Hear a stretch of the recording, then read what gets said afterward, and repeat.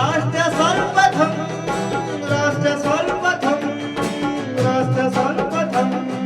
राष्ट्र सर्वप्रथम। लखनऊ स्थित सरकारी आवास पर यूपी के मुख्यमंत्री योगी आदित्यनाथ ने प्रेस वार्ता को संबोधित किया। इस दौरान सीएम योगी ने इंदिरा गांधी के नेतृत्व वाली कांग्रेस सरकार के द्वारा लगाई गई इमरजेंसी के 50 वर्ष पूरे होने पर कांग्रेस व उसके सहयोगी दलों पर जमकर निशाना साधा। उन्होंने कहा कि 1975 में संविधान नष्ट करने का प्रयास करने वाली कांग्रेस आज भी उसी रास्ते पर चल रही है। जहां भी कांग्रेस नेतृत्व की सरकारें हैं, उनका रवैया, उनकी कार्य प्रणाली और उनके कृत्य इस बात के उदाहरण हैं। इसके साथ ही आरोप लगाया कि कांग्रेस नेतृत्व वाली सरकारें जनता को गुमराह कर संविधान के नाम पर संसद की कार्रवाई को बाधित करने का कार्य कर रही हैं। एक काला अध्याय आज से ठीक 50 वर्ष पूर्व आज के दिन ही देर रात्रि में हुआ था, जब कांग्रेस की तत्कालीन सरकार ने भारत के संविधान का गला घोंटते हुए लोकतंत्र को पूरी तरह समाप्त करने की साजिश रची थी। 25 जून 1975 रात के अंधेरे में कांग्रेस की सरकार ने कैसे भारत के लोकतंत्र को नष्ट करने का प्रयास किया था। उस समय के सभी विपक्षी दलों के नेताओं को, उसमें श्री अटल बिहारी वाजपेयी जी, श्री मोरारजी देसाई जी, श्री जयप्रकाश नारायण जी, श्री लाल कृष्ण आडवाणी जी और विपक्ष के सभी नेताओं को बंद करके लोकतंत्र के गले को पूरी तरह घोंटने का प्रयास किया था। आज जब 50 वर्ष के उपरांत हम इमरजेंसी की उन यादों को स्मरण करते हैं तो स्वाभाविक रूप से कांग्रेस में चेहरे बदले होंगे, लेकिन उसका चरित्र, उसके हाव भाव आज भी वही हैं जो 1975 में एक बर्बर चेहरा उस समय में कांग्रेस पार्टी का देखने को मिला था। 1975 की इमरजेंसी की घटना के 50 वर्ष पूरे हो रहे हैं। 1975 में देश के लोकतंत्र को बचाने के लिए, संविधान को फिर से बहाल करने के लिए, नागरिक अधिकारों की रक्षा करने के लिए जिन लोगों ने जेल की यातनाओं को सहा था, जिन लोगों ने उस कालखंड में लोकतंत्र के लिए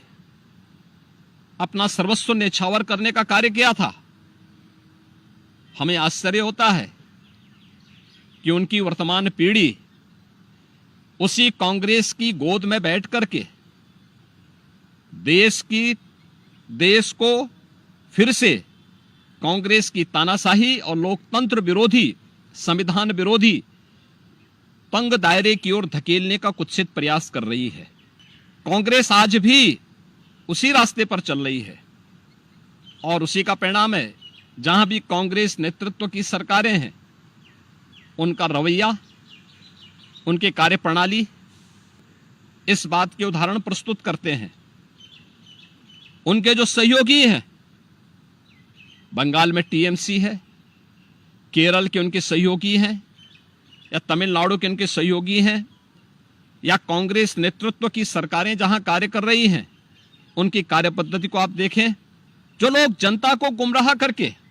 संविधान के नाम पर संसद की कार्रवाई को बाधित करने का प्रयास कर रहे हैं, क्या उन्होंने सही मायने में संविधान का पालन किया था?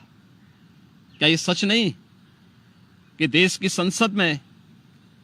कांग्रेस के एक वरिष्ठ नेता ने वहां पर जिस प्रकार का आचरण किया था, एक बिल को संसद के फ्लोर पर ही किस तरीके से अपमानित करने का काम किया था, वहां फाड़ने का काम किया था, ये क्या किसी से छुपा हुआ है?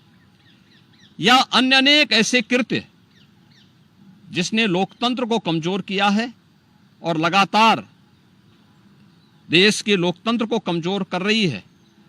ये सभी कांग्रेस के वे कृत्य हैं जिसके लिए कांग्रेस को यह देश कभी माफ नहीं करेगा। कांग्रेस पार्टी को और कांग्रेस की इस तानाशाही में प्रत्यक्ष और अप्रत्यक्ष रूप से सहभागी बने उन सभी राजनीतिक दलों को भी, जिनका उदय ही देश के अंदर कांग्रेस के खिलाफ लोकतंत्र को बचाने के लिए हुआ था, आज वे कांग्रेस की गोदी में बैठ करके जिस तरीके का आचरण कर रहे हैं, यह देश और इस देश की जनता उसे किसी भी स्थिति में स्वीकार नहीं करेगी। कांग्रेस को और कांग्रेस के इन सभी सहयोगियों को जिन्होंने लोकतंत्र को कमजोर किया है, संविधान के प्रावधानों को